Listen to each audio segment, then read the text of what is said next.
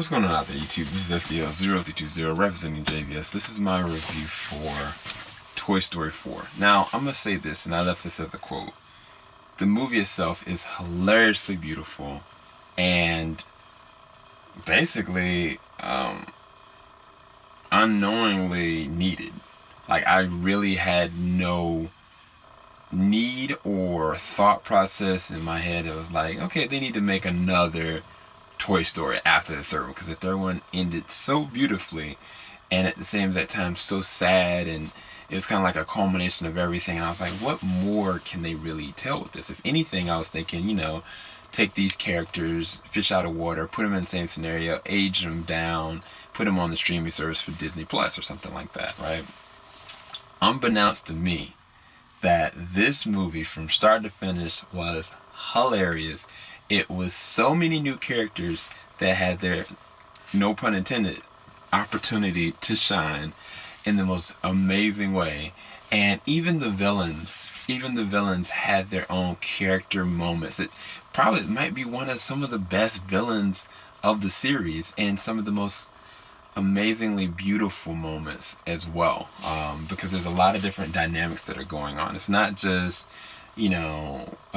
Woody, Buzz, and the crew going through the realization that they're toys, and they're not finite. What I'm saying? It's deeper than that. Like, how do they relate to each other? What does that mean when you are technically owned by somebody, but then you also have a need to be loved, a need to belong, but you also need purpose? And I think that purpose is the big essence behind this film, that like everybody has a purpose and everything has a purpose, but what if it goes beyond that? You know what I'm saying? Because there's a new character, and his name is Forky, and he's created by the new people that the new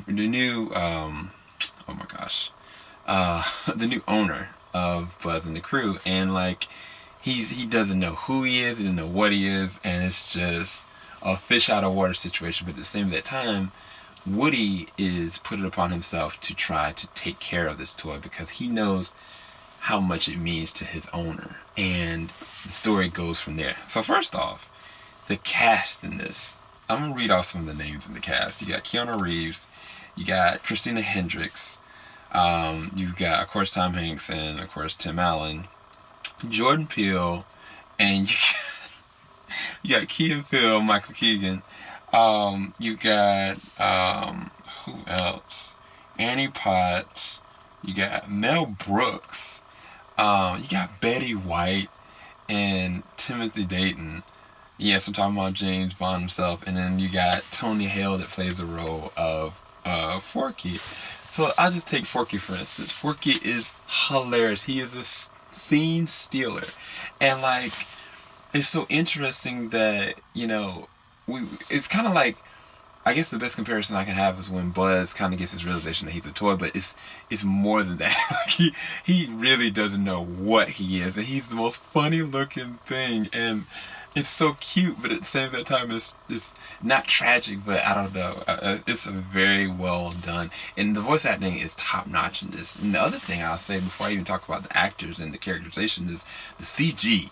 Pixar has perfected this photorealism of all their characters. Like, it is next year. Matter of fact, like, there are certain moments I was like, man, some of these characters could easily blend in and be characters in Incredibles series. Like, they look that good. Like, and even the environment and the things that are happening, like, there's a lot of different action beat moments that are scene stealers, honestly. Like, Bo Peep gets moments to shine in this one, and I was kind of just like, yo, did they really give Bo Peep? And they had Ann Potts be the role of Bo Peep, and she is a standout in this one. And what they're able to do with her physically, and just some of the things that she's kind of doing, is just so eye candy. Like, it really is a good paced amount of action that they do utilize in this. And at the same time, they proposition these characters well, because of course you got Tim Allen and you got Tom Hanks. Tim Allen, of course, being Buzz Lightyear, and Tom Hanks being Woody.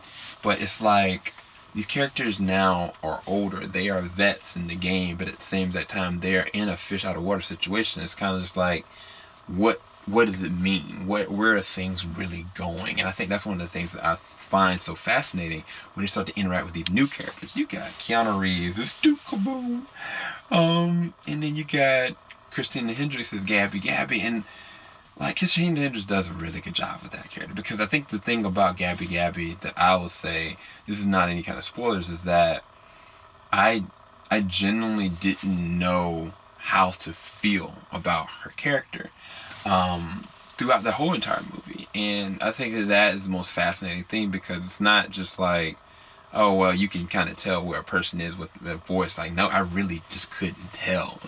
And I thought that was so fascinating, because it adds a lot of mystery and develops a lot of things moving forward. Even Tim Allen's Buzz Lightyear is kind of put in a situation as well where it's kind of like this running joke where Woody's like, listen to the voice in your head, and he keeps on like legit listening to his voice. And it is so funny. It's none of the jokes in this they feel flat. Like they maybe some go a little bit longer than they need to, but it's so fun and it's so funny. Like, if you were a fan of the first one and you haven't looked at any other one since the first one, you owe it to yourself to keep going, because look at the second one, it's better than the first one. Look at the third one, it's better than the second one. And this one keeps that same trend. I'm not gonna say it's better than the third one, but it's on the same tier of the third one, which is fascinating to me, because I didn't ask for this. And so is it merited more? I can't say, but it was definitely a special and beautiful ride all the way to the very end. And it's like the way that these toys end up, I say is, man, it's very beautiful. I think that you should definitely go and take your children. But if you remember the originals and you grew up with watching them, I think it's gonna hit you. It's gonna hit you in the feels.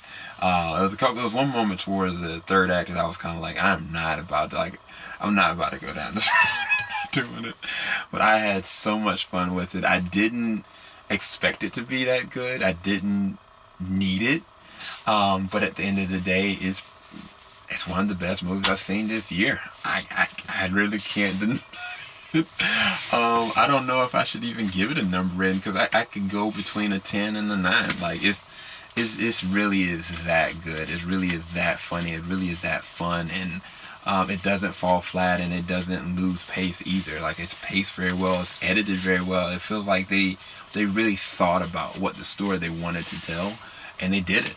Like, no edits, no credits, like, they just did it. And I didn't stay to after the credits, but somebody told me there was some really funny credit scenes, so definitely gonna stay after it. I did get to see this in IMAX, and it looks amazing IMAX. I did not see it in IMAX 3D, but I think it might be worth it for this one.